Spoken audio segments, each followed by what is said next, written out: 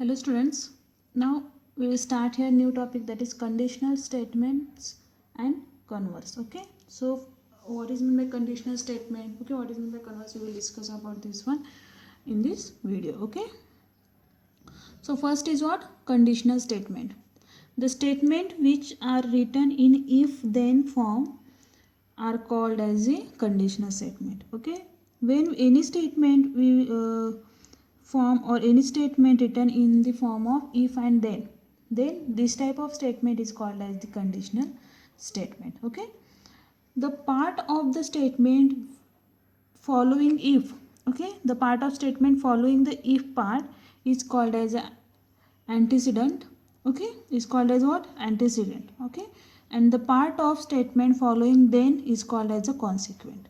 Okay, listen, repeat once again. The statement which are written in the form of if then it is called as the conditional statement. The statement which is followed if part is called as an antecedent, and the statement which are following the then part is called as a consequent.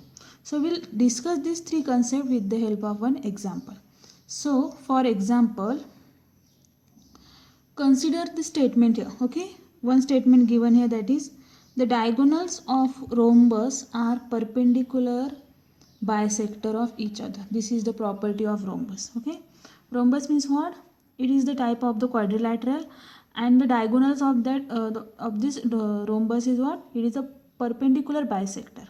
Listen, this is A B C D. This is a one rhombus here. Clear? In rhombus, all sides are equal, like AB is equal to BC, CD and AD. Okay, all sides of rhombus are equal. When we draw the diagonals of this rhombus, that means diagonal of this rhombus is what? AC, AC and BD. So these diagonals are what? These diagonals are perpendicular bisector of each other. Perpendicular means what? It forms the 90 degree here.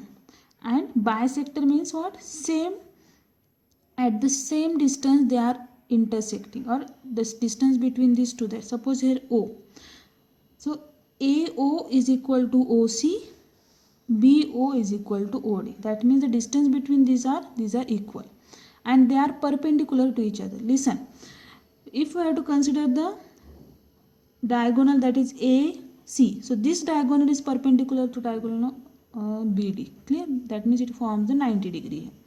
So this is the one property, and the statement is what? The diagonal of a rhombus are perpendicular bisector of each other. Okay, so how to convert this statement in the conditional statement? So just observe here. The statement can be written in the conditional form as, okay, how to written? If the given quadrilateral, listen, rhombus is what? Rhombus is the quadrilateral. Okay, so I want to use here what? If the given quadrilateral is a rhombus, then its diagonals are perpendicular bisector of each other. Okay, what we write here, that is, we have to say that if the given quadrilateral is rhombus, okay, then its diagonal, their diagonals are what? Their diagonals are perpendicular bisector of each other. Okay, we have to convert this statement in the conditional statement like this. Clear? So just tell me here, if the given quadrilateral is rhombus, okay, this part is called as what? This part is called as the antecedent. Why? Because the antecedent is what? The statement followed by the if part is called as the antecedent. So in this example or in this statement, the statement is what?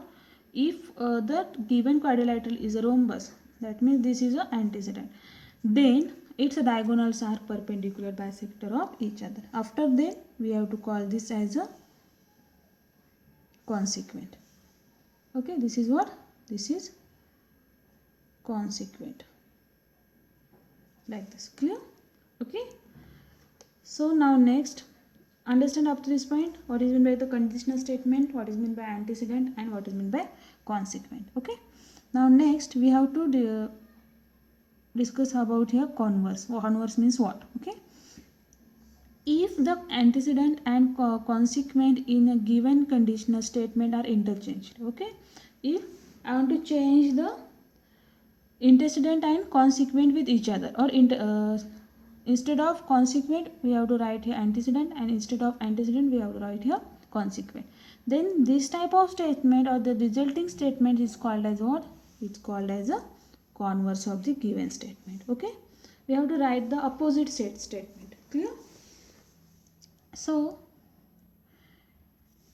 if a conditional statement is true, its converse is not necessarily true always. Okay, means if the conditional statement is true, okay, but it is not necessary or it is not compulsory to converse of this statement is always true. Okay, so we will discuss this one with the help of one example. Okay, what is this one? Clear?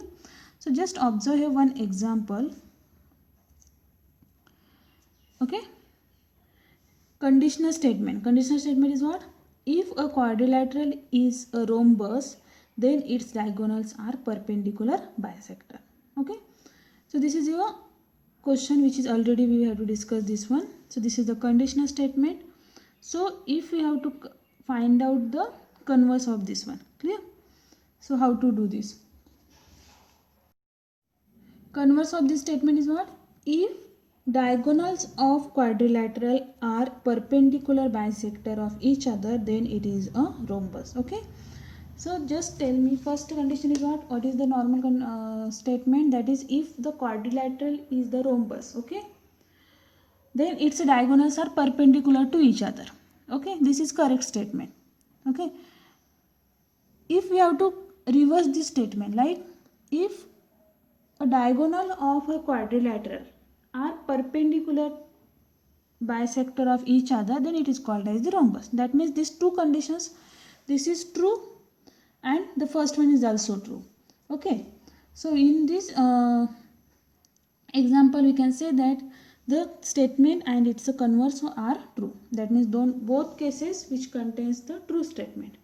Okay, so this is the condition. Now next we will consider another example, that is if the conditional statement is here, that is if a number is a prime number, then it is a even or odd.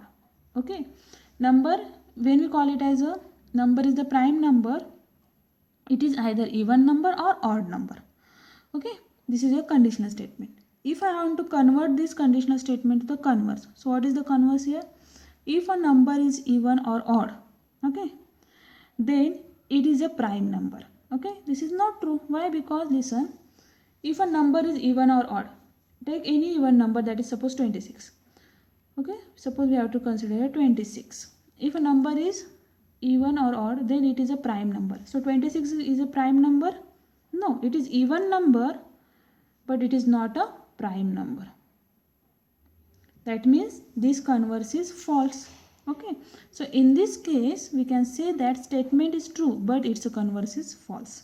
Okay, so we will already discuss that converse is, if the conditional statement is true, its converse is not necessarily true. Okay, means always the converse of the statement is not necessarily true here. Clear? Sometimes it is true, sometimes it is not true, that is it is false. Okay, like this we have to discuss this concept with the help of two examples. Okay, so now next topic of this one, that is proof. Okay, so we will start a new point, that is proof. So exactly what is meant by the proof here, just listen here. Properties proved logically are called theorems. Okay, when we call about the properties and we have to prove these properties logically, then it is called as the theorem. When we are going to prove that a conditional statement is true, its antecedent is called given term. Okay, that means the antecedent is what? Antecedent is the given part, and the consequent is what? The part to be proved. Okay, consequent is considered as a part to be proved and antecedent is considered as the given part. Okay, so there are two types of the proof. First is direct proof and another is indirect proof. So we will discuss this direct and indirect proof with the help of one examples. Okay, when we called about the direct proof, then suppose here theorem, we have to consider one theorem here, that is the opposite angles formed by two intersecting lines are of equal measures. That means whatever the two lines, they are intersecting with each other, and the angle formed by this one, these are the opposite angles, are the equal angles. Like suppose these two lines are there, okay, so this angle and this angle, this is the opposite angles, they are equal. This angle and this one angle, they are equal. Okay, so we have to prove this theorem. Okay, so just observe here. I have to draw one diagram, that is line AB and line CD, and intersection point is named as a O. Okay, so whatever, or when we prove the theorem, the first part is given part. Okay, so what is given here? Line AB and CD. Okay, they are intersecting at point D. Line AB and CD, they are intersecting at point, sorry, O, at intersecting point at O. Okay, such that AOB, that means AOB and COD, like this. Okay, so how which term you have to prove here? That is angle AOC, this angle is equal to angle what? BOC, this one. Understand this? And next is what we have to prove here? AOD,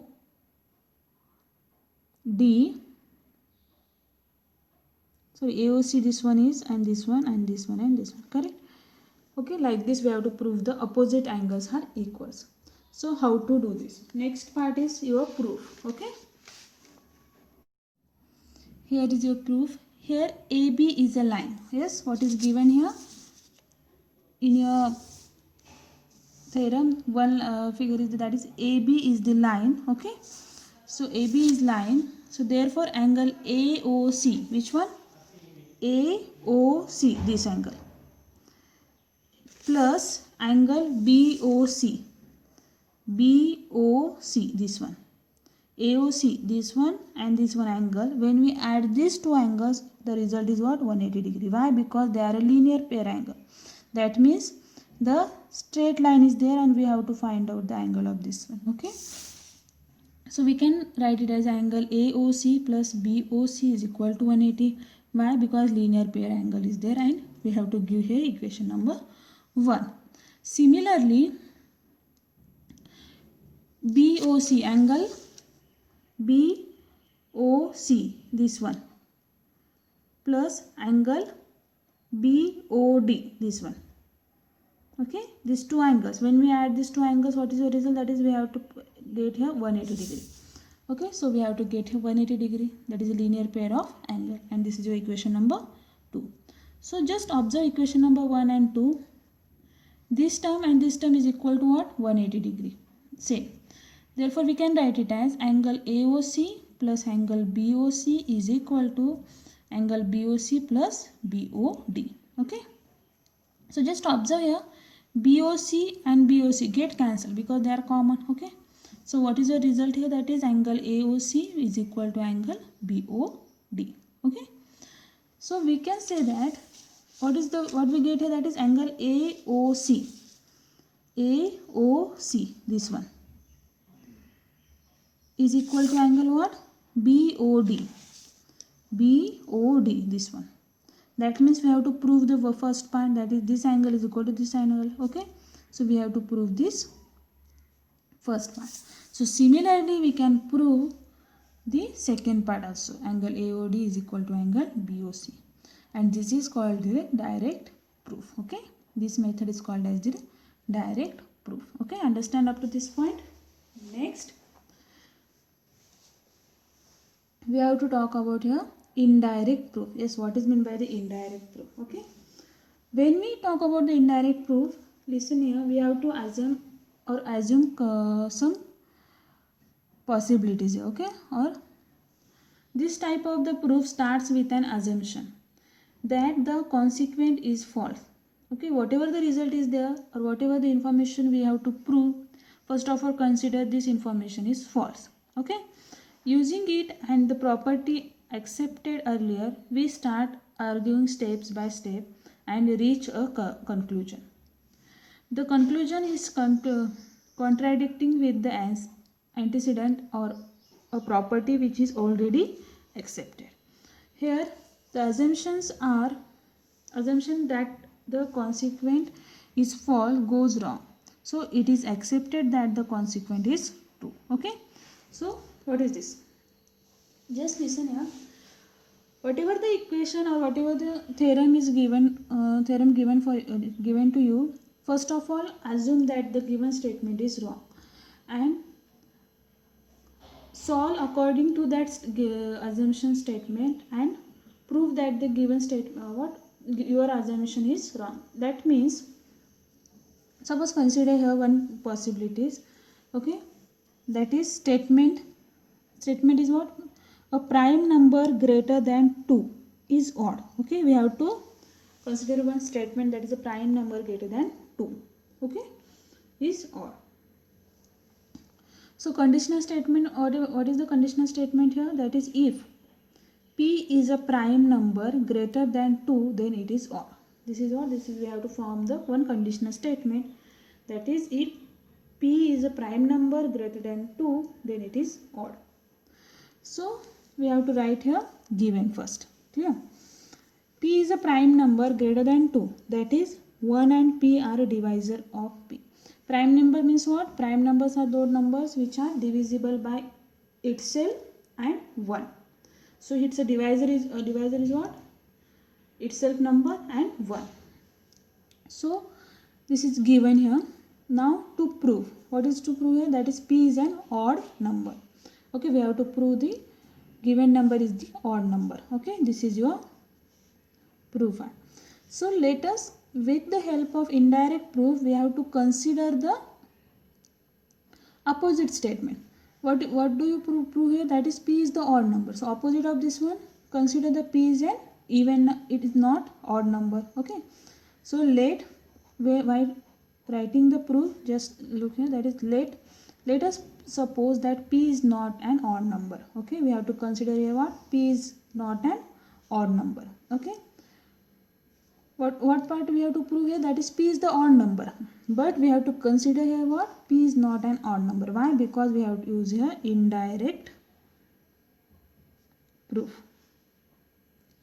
Okay, we have to use a indirect proof.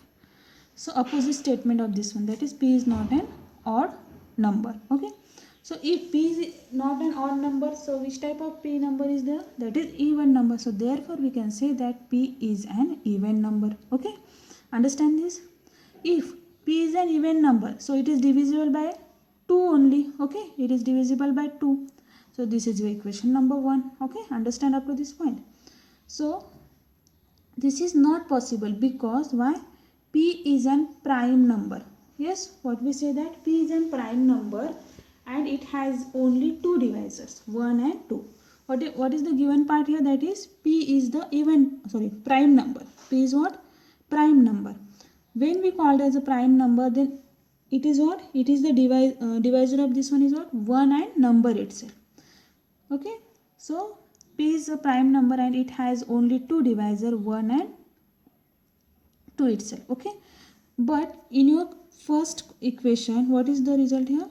This is equation number 2. So from 1 and 2, we can say that p is an odd number. Why? Because this is false.